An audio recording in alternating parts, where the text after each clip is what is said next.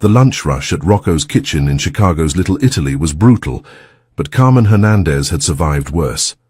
She balanced 3 plates on her left arm while carrying a steaming pot of coffee, weaving between tables packed with construction workers and office employees seeking authentic Italian comfort food. "Order up," Rocco called from the kitchen, his weathered face glistening with sweat as he slid another plate across the pass. At 62, he still worked every lunch service, claiming his marinara sauce would turn to garbage if he left it to anyone else. Carmen grabbed the plate of chicken parmigiana and delivered it to table 6, forcing a smile despite the exhaustion weighing down her shoulders. She'd been pulling double shifts for 3 weeks straight, trying to scrape together enough money for next month's rent on her studio apartment in Pilsen. The gentrification creeping through her neighborhood meant landlords were doubling rents, pushing out families who'd lived there for generations. "Excuse me, miss." An elderly woman at table 4 waved her over. "Could I get some extra Parmesan cheese?" "Of course, Mrs. Patterson." Carmen had been serving the retired teacher for 2 years now. She knew Mrs. Patterson ordered the same thing every Tuesday, spaghetti carbonara with extra cheese and a side of garlic bread. As Carmen headed to the kitchen, the restaurant's front door chimed. She glanced over automatically, her customer service smile ready, but the words died in her throat. The man who entered commanded attention without saying a word. Tall and broad-shouldered, he wore a charcoal grey suit that probably cost more than Carmen made in 6 months. His dark hair was perfectly styled, and his olive-toned skin spoke of Mediterranean heritage. But it was his eyes that made Carmen's breath catch, dark brown, almost black, scanning the restaurant with the calculating intensity of a predator.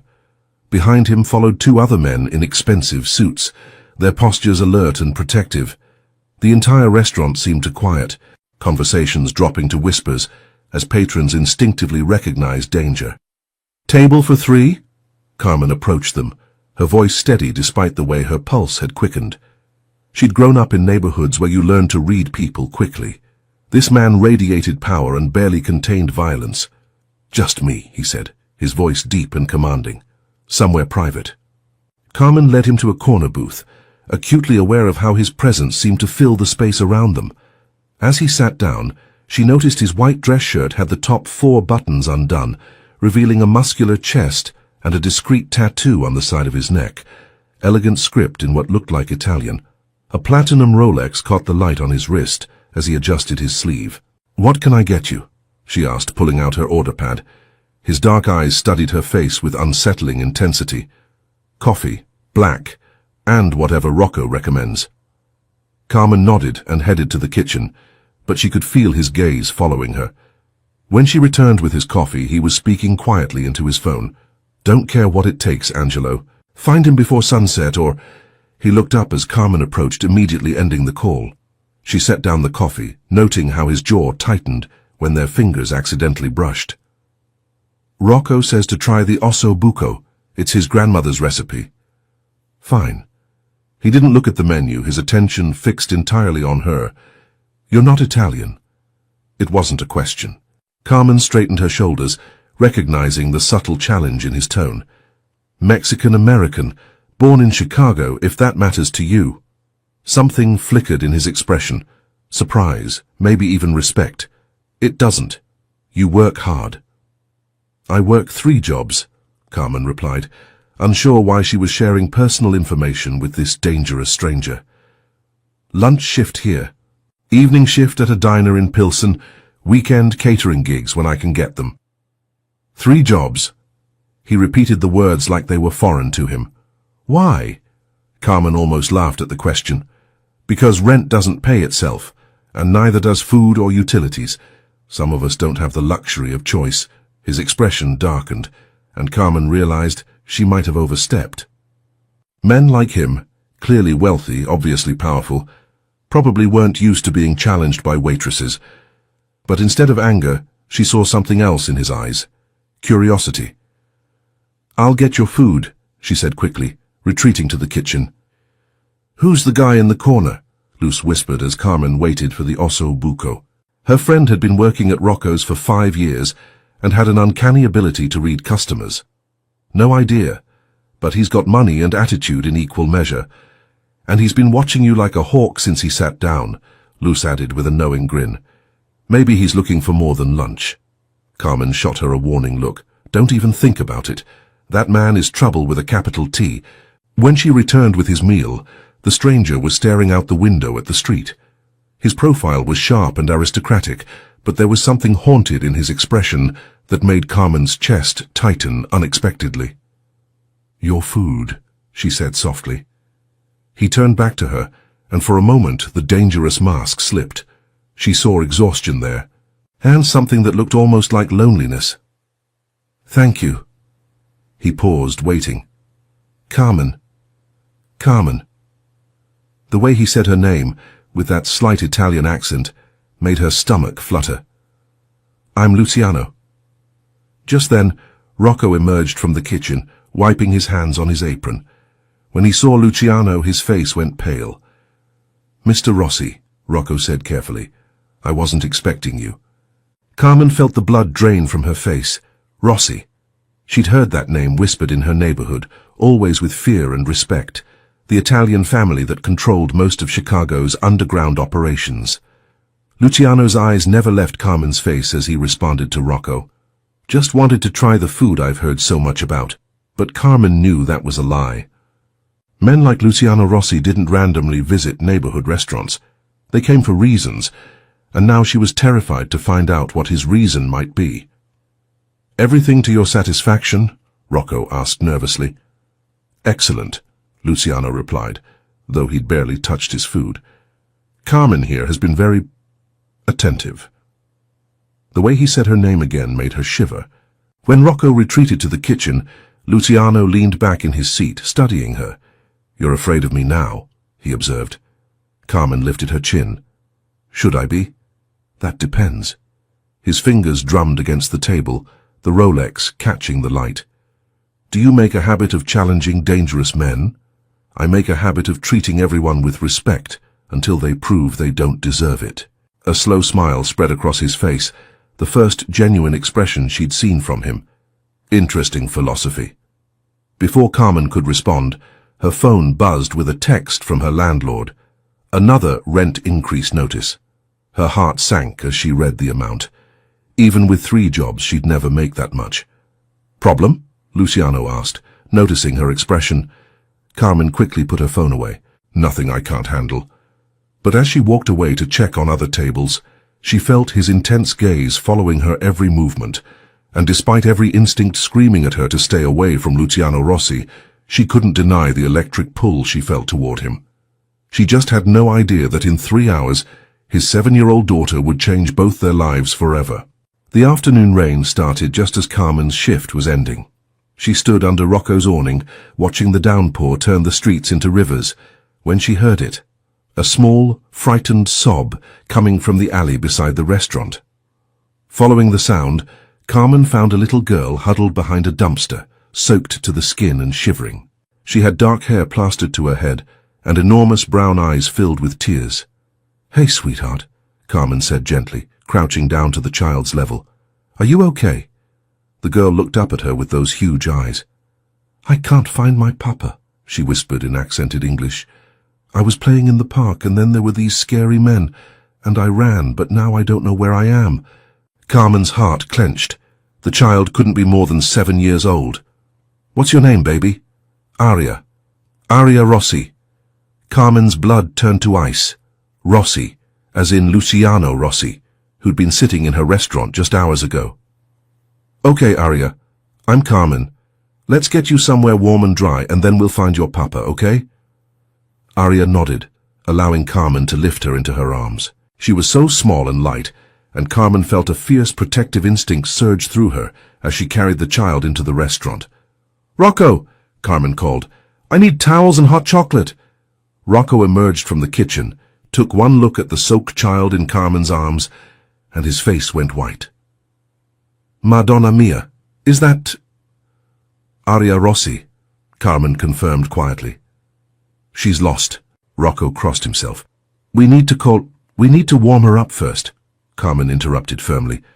She wasn't about to let anyone use this scared little girl as a pawn in whatever games powerful men played.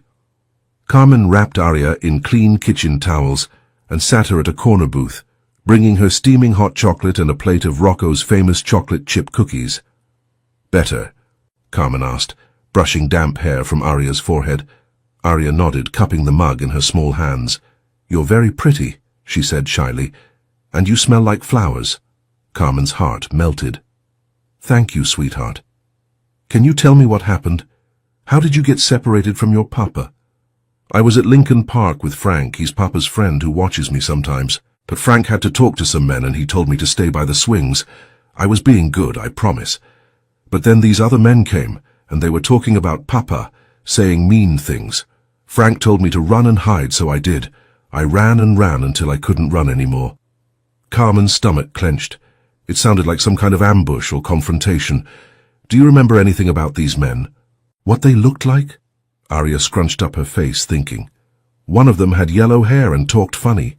Not like Papa or Frank. Different." Russian, Carmen realized with growing dread.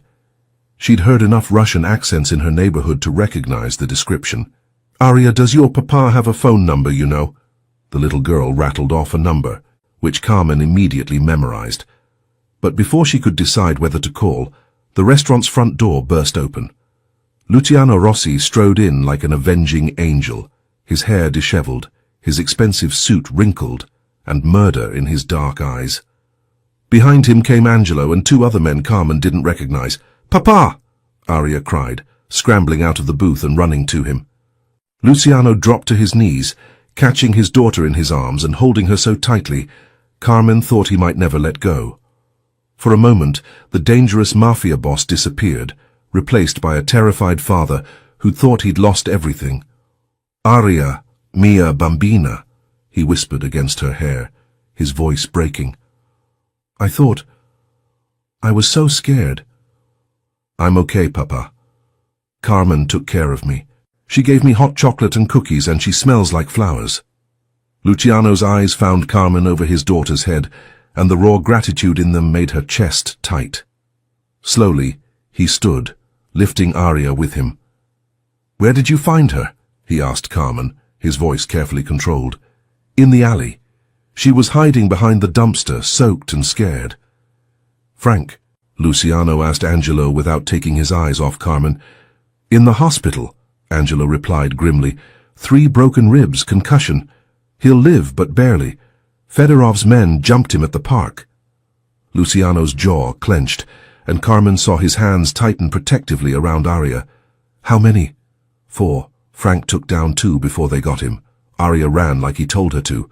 "Good girl," Luciano murmured to his daughter. "You did exactly right." Carmen watched this exchange with growing unease. This was real. The danger, the violence. It wasn't some movie or TV show. This little girl lived in a world where men got beaten unconscious and children had to run for their lives. "I want to stay with Carmen," Arya announced suddenly. "She's nice, and she makes the scared feeling go away." Luciano's attention snapped back to Carmen, studying her with new intensity. "You calmed her down." "She was frightened," Carmen said simply. "Any child would be. Not any woman would have helped her." Carmen bristled. "What kind of person do you think I am?" "I'm beginning to wonder," Luciano replied quietly. Arya tugged on her father's sleeve. "Papa, can Carmen come home with us? Please, I like her." "Sweetheart, Carmen has her own life," Luciano began. "Actually," Carmen interrupted, surprising herself, "I was just about to head to my evening shift, but if Arya needs—" "No." Luciano's voice was sharp. "You've done enough. More than enough." Carmen felt the dismissal like a slap. Of course. She was just the waitress who'd happened to find his daughter. Now that the crisis was over, she could return to her proper place. But Arya wasn't having it. "I don't want Carmen to leave," she said, her lower lip trembling. "Please, Papa. She makes me feel safe." Carmen saw something crack in Luciano's expression. He looked at his daughter, really looked at her, and seemed to see something that made his shoulders slump slightly. "When was the last time she smiled?" Carmen asked quietly, understanding hitting her like a lightning bolt. Luciano's eyes snapped to hers. What? Aria, when was the last time you saw her really smile, laugh, act like a normal 7-year-old? The silence that followed was answer enough. She lost her mother 2 years ago, Angelo said quietly, earning a sharp look from Luciano. She's been withdrawn, quiet. Carmen looked at Aria, who was still clinging to her father, but watching Carmen with hopeful eyes. This wasn't just about today's scare. This was about a little girl who'd been carrying grief and fear for 2 years, living in a world of bodyguards and constant danger. I could, Carmen started, then stopped. What was she thinking? She couldn't get involved with these people. It was insane. You could what? Luciano asked, his voice dangerously soft. Carmen took a deep breath. I could spend some time with her, not as a job or anything like that, just as a friend, someone normal she could talk to. Absolutely not, Luciano said immediately. It's too dangerous. You don't understand what you're suggesting. I understand that your daughter needs more than bodyguards and fear, Carmen shot back. She needs to feel like a kid sometimes. Luciano stepped closer, and Carmen caught his scent. Expensive cologne mixed with something uniquely masculine that made her pulse race despite the tension. You have no idea what my world is like, he said quietly. The things I've done, the enemies I've made. Getting close to us would put a target on your back. Maybe that should be my choice to make. They stared at each other, the air between them crackling with tension and something else, something that made Carmen's skin flush and her breathing shallow. Please, Papa, Aria whispered. I like Carmen. She's not scared of anything. Luciano looked down at his daughter, then back at Carmen. You're making a mistake. Probably, Carmen agreed. But I'm making it anyway. Something shifted in Luciano's expression, surprise, maybe even admiration. You're either very brave or very foolish. Why can't I be both? Despite everything, Luciano's mouth quirked upward slightly. Angelo will drive you home. We'll discuss this tomorrow. As Angelo led Carmen toward the door, Aria called out, Carmen, will you really come see me? Carmen turned back, seeing the hope shining in those dark eyes. I promise, sweetheart. But as she walked out into the rain, Carmen couldn't shake the feeling that she'd just stepped off a cliff. She was falling into Luciano Rossi's dangerous world, and she had no idea if there would be anything to catch her when she hit bottom. Carmen had expected many things when she arrived at the address Angelo had given her the next evening. She hadn't expected to feel like Alice tumbling down the rabbit hole. The Rossi mansion in Lincoln Park was a monument to wealth and power. 3 stories of limestone and marble that probably cost more than her entire neighborhood. As she stood at the massive front door, Carmen almost turned around and ran. But then the door opened, and Aria launched herself into Carmen's arms. You came. You really came. The little girl's joy was infectious, and Carmen felt her nervousness melt away. I promised, didn't I? Carmen hugged her tightly, breathing in the scent of expensive children's shampoo and something uniquely Aria. Miss Hernandez. Luciano appeared in the doorway, and Carmen's breath caught. Gone was the expensive suit. Instead, he wore dark jeans and a white dress shirt with, as seemed to be his signature, the top 4 buttons undone. The casual look somehow made him even more devastating. Carmen, she corrected automatically.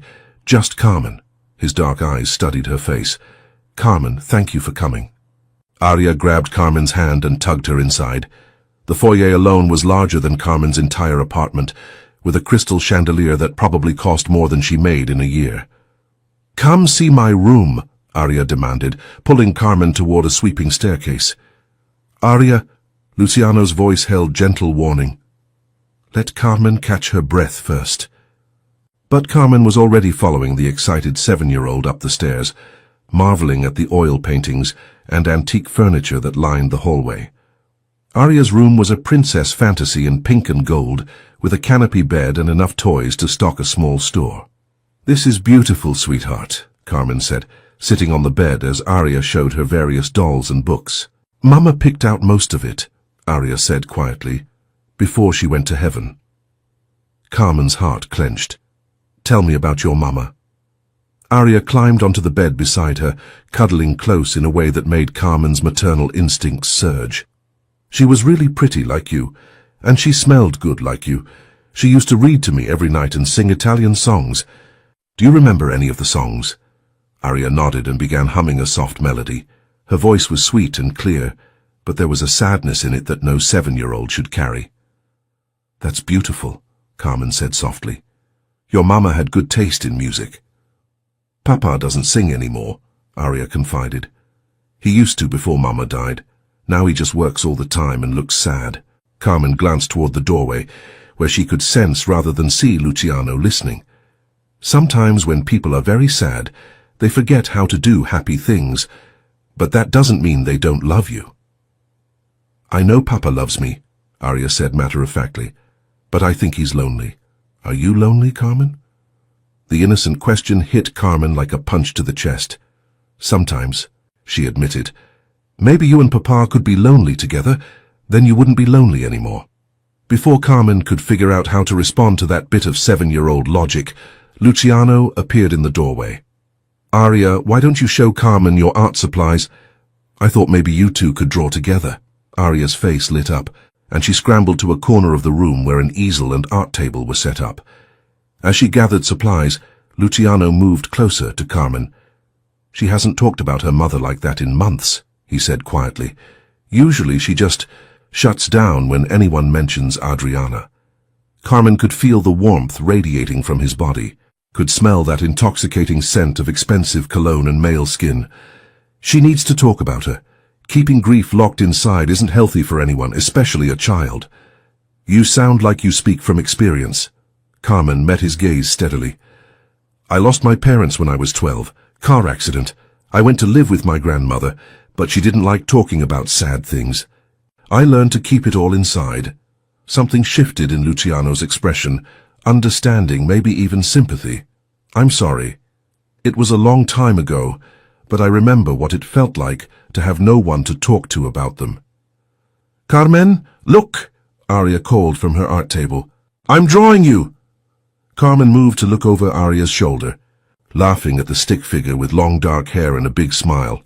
"That's beautiful, sweetheart. Am I really that tall?"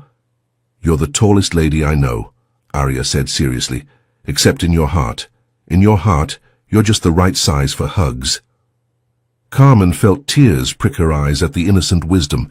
That might be the nicest thing anyone's ever said to me. They spent the next hour drawing and coloring, with Arya chattering about school, her friends, and her favorite books. Carmen was amazed by how bright and articulate the little girl was, and how starved she seemed for normal, feminine attention. "Are you hungry?" Luciano asked eventually. "I thought we could order dinner." "Can we have pizza?" Arya asked hopefully. "Carmen, do you like pizza?" "I love pizza," Carmen assured her. "But not the fancy kind Papa usually gets," Arya continued. "The kind with lots of cheese and pepperoni that you eat with your hands." Carmen caught Luciano's amused expression. "I think I can manage that," he said dryly. As they headed downstairs, Carmen noticed framed photographs lining the hallway. Luciano with a beautiful woman, who must have been Adriana, family gatherings, Arya as a baby. But she also noticed that many of the photos looked like they'd been taken down recently, leaving faint outlines on the wallpaper. In the kitchen, which was larger than most restaurant kitchens Carmen had worked in, Luciano ordered pizza, while Arya showed Carmen her collection of refrigerator art. "She's very talented," Carmen told Luciano as Arya ran to wash her hands. "She gets that from her mother," he replied, his voice carefully neutral. Carmen studied his profile as he leaned against the marble counter. "It's okay to miss her, you know, and it's okay for Arya to see that you miss her." His jaw tightened. "Arya doesn't need to see me fall apart." "There's a difference between falling apart and grieving. Right now, you're teaching her that love ends when someone dies. That's not true, is it?" Luciano turned to face her fully, his dark eyes intense. "You don't know what you're talking about, don't I?" Carmen stepped closer, feeling bold. "You've put away all the photos, stopped talking about Adriana, probably stopped doing anything that reminds you of her. You think you're protecting Arya, but you're actually teaching her that the people we love just disappear. And what would you have me do? His voice was dangerously quiet. Break down crying in front of my 7-year-old daughter. I'd have you remember that love doesn't end with death. I'd have you tell Arya stories about her mother. I'd have you keep some photos up so she knows it's okay to remember. They were standing close now, close enough that Carmen could see the gold flecks in his dark eyes, could feel the tension radiating from his powerful frame. "Do you think it's that simple?" he asked. "I think it's that necessary."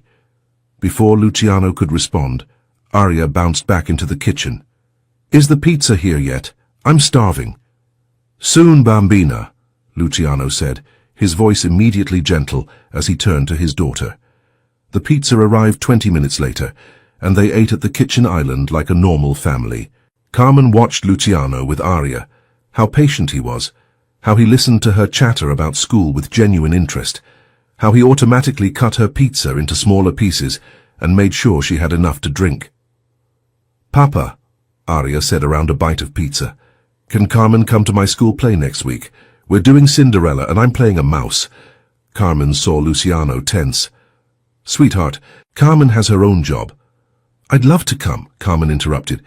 "If it's okay with your papa." Arya clapped her hands excitedly. "It's on Thursday at 7. Will you really come?" "I promise." After dinner they moved to the living room, another showcase of wealth and taste, with Persian rugs and antique furniture that looked like museum pieces. Arya curled up between Carmen and Luciano on the massive sofa, insisting that Carmen read her a bedtime story. As Carmen read about princesses and fairy godmothers, she was acutely aware of Luciano beside her. His presence was magnetic, dangerous, and increasingly irresistible. When their hands accidentally touched as they both reached to turn a page, the spark of electricity was undeniable. "Time for bed, Arya," Luciano said when the story ended. "Can Carmen tuck me in?" Arya asked hopefully. Carmen looked to Luciano, who nodded slightly. Upstairs, as Carmen helped Arya into her pajamas and brushed her teeth, the little girl chattered about everything and nothing. "Carmen," Arya said as Carmen tucked her into the canopy bed. "Do you think Mama would like you?" The question caught Carmen off guard. I hope so, sweetheart." "Why?" "Because I think she sent you to take care of us. Papa's been so sad, and I've been sad too. But when you're here, the sad feeling goes away." Carmen's throat tightened. "Oh, sweetheart, will you come back tomorrow?" "I have to work tomorrow night, but maybe I could come by after school, if your papa says it's okay." Arya's smile was radiant. "I love you, Carmen." The simple declaration hit Carmen like a lightning bolt. "I love you too, baby girl." As Carmen headed back downstairs, she found Luciano waiting in the foyer, his expression unreadable. "Thank you," he said quietly. "I haven't seen her this happy in a long time. She's an amazing little girl. You're doing a good job with her." "Am I?" His voice held doubt. "Sometimes I feel like I'm failing her every day." Carmen stepped closer, drawn by the vulnerability in his voice. "You're not failing her. You're grieving. There's a difference." "Is there?" His dark eyes searched her face. "You make it sound so simple." "It's not simple. It's the hardest thing in the world. But Arya needs to see that it's possible to love someone who's gone and still be happy again." "And you think that's possible? Being happy again?" The question hung between them, loaded with meaning.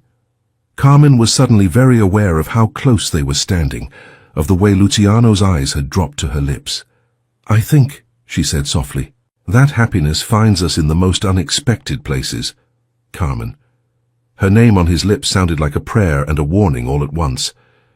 "I should go," she said quickly, stepping back before she did something foolish like reach for him. "Angela will drive you home." "I can take the bus." "No." His voice brooked no argument. "It's late, and this neighborhood. Angelo will drive you." As they waited for Angelo to bring the car around, Luciano caught her hand. "Carmen, what you're doing for Arya, I can't repay that." "I'm not doing it for repayment." "Then why?" Carmen looked up at him, seeing past the dangerous exterior to the lonely, grieving man underneath. "Because she needs it, and maybe you both do." The ride home was quiet, but Carmen's mind was racing.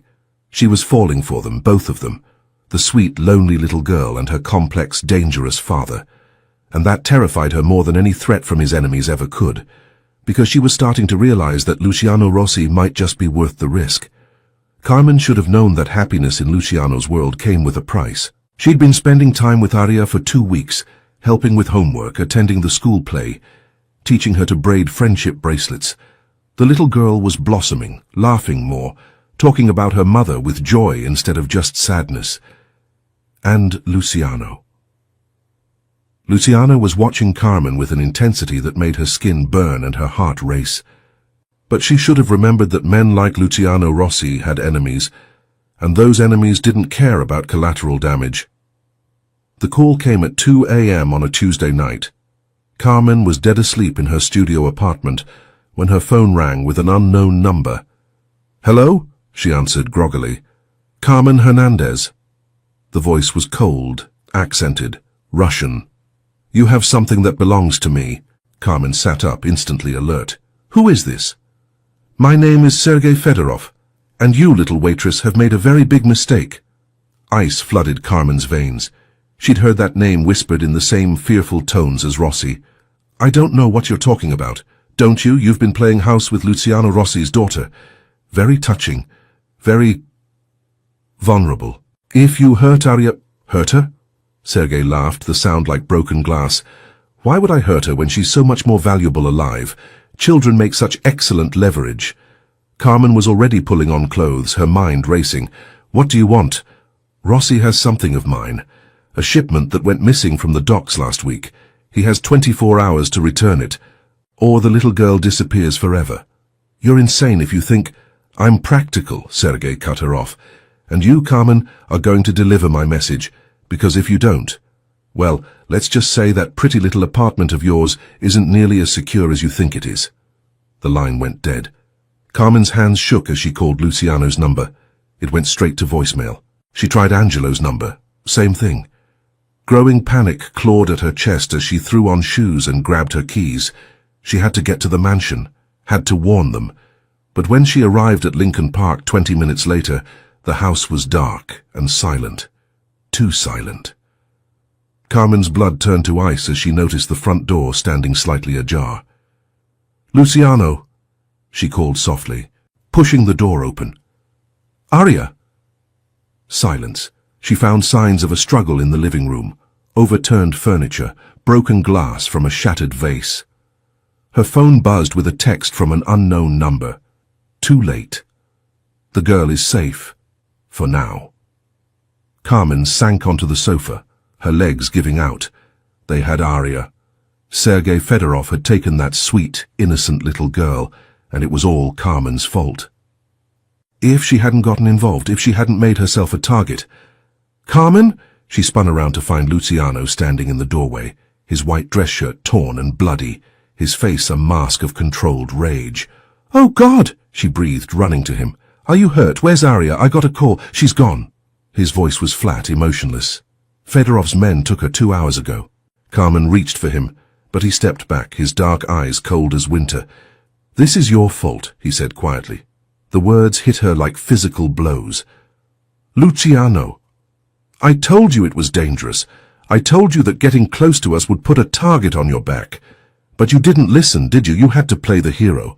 I was trying to help." "Help?" He laughed bitterly. "You made my daughter a target. Fedorov took her because he knew she mattered to you.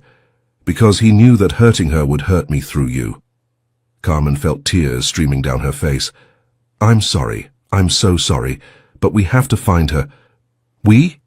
Luciano stepped closer, and Carmen saw the killer in his eyes. "There is no we, Carmen. There never was. You're a waitress from Pilsen who got in over her head. This is my world, my war, my daughter. She loves me," Carmen whispered, "and I love her." "Love?" Luciano's voice was savage. "You think love matters in this? You think your feelings mean anything when my daughter is in the hands of a psychopath?" Carmen flinched as if he'd struck her. "I know you're scared." "I'm not scared," he snarled. "I'm furious. At Fedorov, at myself, and at you. Because I let this happen. I let you get close, let Aria get attached, and now she's paying the price. Luciano, please, get out. His voice was deadly quiet. Get out of my house, out of my life, and stay away from my family. You don't mean that, don't I? He pulled out his phone and showed her the screen, a photo of Arya tied to a chair, tears streaming down her face. This is what your help got us. My 7-year-old daughter, terrified and alone because I was stupid enough to let you matter. Carmen stared at the photo, her heart shattering. Arya looked so small, so scared, and it was her fault. All of it. I'll find her, she whispered. No, you won't. You'll go back to your apartment, pack your things, and disappear. Because if I see you again, if you interfere in this in any way, I'll forget that you once meant something to me. The threat was clear, and Carmen knew he meant every word. She looked at this man she'd fallen in love with, this dangerous, broken, furious man, and saw nothing but ice in his eyes. I love you, she said desperately. Both of you. That has to count for something. For just a moment, something flickered in his expression. Pain, maybe even regret, but then the mask slammed back down. Love isn't enough, he said coldly. It never was. Carmen ran then, stumbling out of the mansion and into the night, Luciano's words echoing in her head. But as she reached her car, she made a decision that would either save them all or get her killed. She wasn't giving up on Arya, and she wasn't giving up on Luciano, even if he'd given up on her, because sometimes love meant fighting for people who couldn't fight for themselves, even if they hated you for it, especially then. Carmen had exactly 12 hours before Sergei Fedorov's deadline, and she was going to use every one of them. She started with Luz, who had connections throughout Chicago's immigrant communities, connections that often knew things the police never would. You're crazy, Luz said, as they sat in her kitchen at 4 a.m., drinking strong coffee and making plans. Completely, totally insane. Probably, Carmen agreed. But I can't just sit here while that little girl is scared and alone. And you can't just walk into a Russian mob stronghold and expect to walk out alive. Carmen had been thinking about that. Maybe I don't have to walk out alive. Maybe I just have to get Arya out. Carmen, no. Luz grabbed her hands. Listen to me. I know you love that little girl, but this isn't some movie. These people kill for a living. Then I guess I better be smarter than they are. It took 6 hours and every favor Luz had ever earned, but they finally got a location, an abandoned warehouse in Cicero, heavily guarded and perfect for keeping someone hidden. Carmen spent another hour gathering supplies, pepper spray, a knife, her grandmother's rosary, and the burner phone she'd bought with cash. She left a letter for Luz just in case and headed for Cicero. The warehouse district was a maze of empty buildings and broken dreams. Carmen parked 3 blocks away and approached on foot, using the shadows and her knowledge of urban exploration to get close. She counted 6 guards outside, all armed, all alert. Getting in would be impossible. Unless she didn't try to sneak in at all. Carmen walked straight up to the front entrance, hands visible, heart hammering against her ribs. I'm Carmen Hernandez, she told the surprised guard. Sergei Fedorov is expecting me. 5 minutes later, she was standing in a cavernous space filled with shipping containers and the smell of rust and fear. Sergei Fedorov sat behind a makeshift desk, like a king holding court, his pale eyes studying her with predatory interest. The little waitress, he said in accented English. How unexpected. I want to see Arya, Carmen said, forcing her voice to stay steady. Of course you do. Sergei gestured, and one of his men dragged Arya out from behind a container. The little girl looked exhausted and terrified, but unharmed. When she saw Carmen, her face lit up with desperate hope. Carmen, you came. I'm here, baby, Carmen said, her heart breaking. Everything's going to be okay. How touching, Sergei drawled. But I'm afraid you're too late. Rossi has 30 minutes to deliver my property, or the child dies. What property? Carmen demanded. What's worth a little girl's life? Sergei's smile was cold as winter. 50 kilos of pure heroin, street value of about $10 million. It went missing from my shipment last week, and I have it on good authority that Rossi's men were responsible. Carmen's mind raced. And if he gives it back? Then perhaps I let the child live, perhaps. That's not good enough. Sergei raised an eyebrow. You're hardly in a position to negotiate, little waitress. Aren't I? Carmen pulled out her phone. Because I think you're forgetting something important. And what's that? I'm not just some random waitress anymore. I'm the woman Luciano Rossi loves, and if you kill his daughter, if you hurt her in any way, he won't just come for you with guns and soldiers. Carmen stepped closer, letting every ounce of her fury show in her voice. He'll come for you with everything he has, every alliance, every favor, every drop of blood and violence in his body. He'll tear this city apart brick by brick until he finds you, and when he does, death will be a mercy you'll beg for. For the first time, uncertainty flickered in Sergei's pale eyes. But, Carmen continued, if you let Aria go now, if you walk away from this, maybe you live to see another sunrise. You think I'm afraid of Rossi? I think you should be. Because a man with nothing left to lose is the most dangerous enemy you can make. Sergei was quiet for a long moment, studying her face. Then he laughed. You know what, little waitress? I like you. You have. How do you say... balls? His expression hardened. But not enough to save you. He nodded to his men, and Carmen saw guns being drawn. This was it. She was going to die in this warehouse, and Aria would still be trapped. But then the lights went out. In the darkness that followed, Carmen heard gunshots, shouts in Russian and Italian, and the sound of a war erupting around them. She dropped to the ground, crawling toward where she'd last seen Aria. Carmen, Aria's voice, terrified but close. I'm here, baby. Stay down. Stay quiet. Emergency lighting flickered on, casting everything in hellish red shadows. Carmen could see men fighting, could smell gunpowder and blood. And through it all, moving like an avenging angel, was Luciano. He was magnificent and terrifying. A white dress shirt stained with blood, his face a mask of controlled violence as he cut through Sergei's men with surgical precision. Behind him came Angelo and Frank, who was moving stiffly but was very much alive. Carmen grabbed Aria and pulled her behind a shipping container, just as Luciano cornered Sergei near the back of the warehouse. You took my daughter, Luciano said, his voice carrying clearly through the chaos. Business? Sergei replied, but Carmen could hear the fear in his voice now. No, Luciano said quietly. This was personal. You made it personal when you touched my family. Your drugs for your daughter. That was the deal. The deal's off. Carmen heard 2 gunshots, then silence. Carmen, Luciano's voice, desperate now. Carmen, where are you? Here! She stood up, lifting Aria with her. We're here! Luciano ran to them, dropping to his knees and pulling them both into his arms. Carmen felt him shaking as he held them, felt the wetness on his cheek that might have been tears. I thought I'd lost you both, he whispered. I thought I was too late. Papa, Aria said, her voice muffled against his chest. Carmen came to save me. She was so brave. Luciano pulled back to look at Carmen, his dark eyes intense with emotion. You came for her. Of course I did. I told you to stay away. I said horrible things. You were scared, Carmen said simply, and you were trying to protect her the only way you knew how. I was wrong. His voice broke slightly. About everything. About you, about us. About what love means. Luciano, I love you, he said fiercely. I love you, and I was a fool to think I could push you away to keep you safe.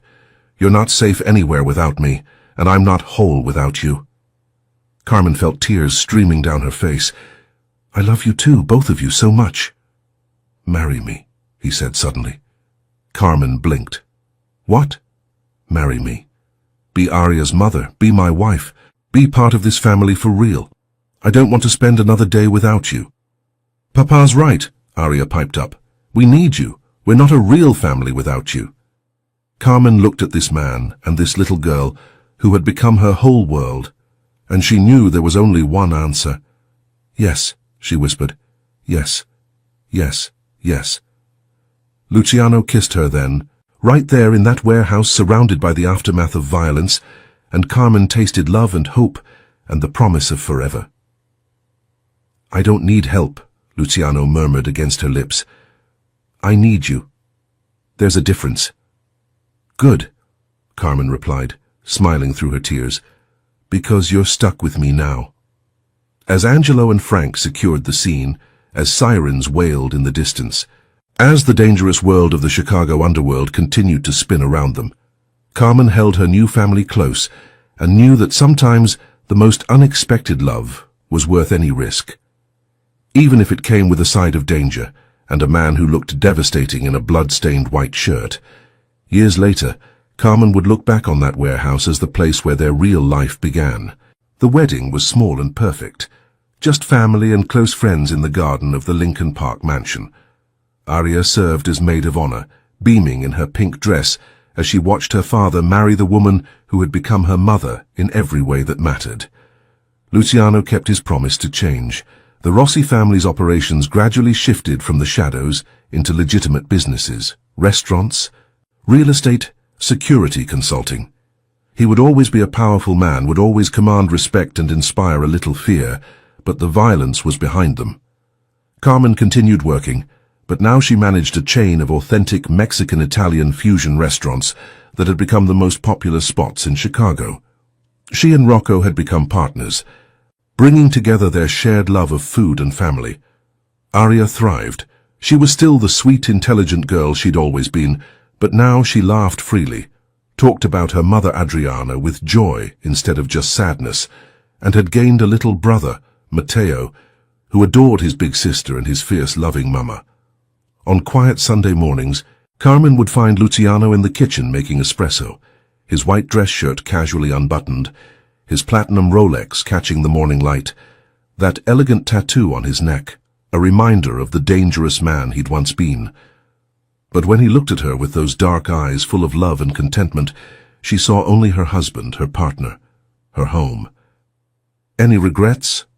he would ask sometimes, pulling her close. "Only one," Carmen would reply, making him tense until she smiled. "I regret that it took us so long to find each other." And in the laughter of their children, in the warmth of their home, in the strength of a love that had survived violence and fear, and the impossible odds of two different worlds colliding, they had built something beautiful, something worth every risk they'd taken to get there. And that's how love conquered all here at Passion and Power. Sometimes the most dangerous men make the most devoted husbands, and sometimes a waitress with a brave heart is exactly what a broken family needs.